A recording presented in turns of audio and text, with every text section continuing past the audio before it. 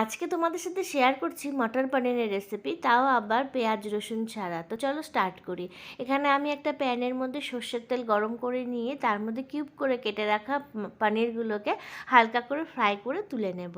আর এইদিকে আমি দেখো দুটো মিডিয়াম সাইজের টমেটো, কাজু বাদাম, লঙ্কা আর আদা নিয়েছি, একটা পেস্ট বানিয়ে নিচ্ছি। এবার পনির ভেজে রাখা তেলের মধ্যে জিরা গরম করে নিয়ে তার মধ্যে দিয়ে দিলাম টমেটো কাজুর পেস্ট আর সাথে সমস্ত মশলাগুলো, যেমন হলুদ গুঁড়ো, ধনে গুঁড়ো, জিরে গুঁড়ো, গরম মশলার গুঁড়ো, আর এর মধ্যে তোমরা চাইলে রেড চিলি পাউডারও অ্যাড করতে পারো। আর অ্যাড করলাম স্বাদ মতো লবণ আর চিনি।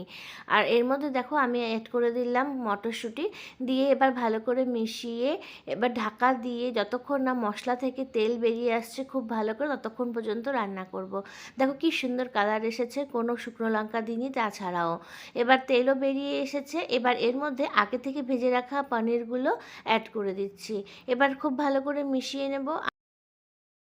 আর এর মধ্যে সাথে অ্যাড করে দিচ্ছি আমি বাড়িতে বানানো ফ্রেশ মালাই। তোমরা চাইলে এর মধ্যে ফ্রেশ ক্রিমও অ্যাড করতে পারো। মালাইটা অ্যাড করে অল্প একটু নেড়েচেড়ে নিয়ে গ্যাসটা অফ করে দেবো।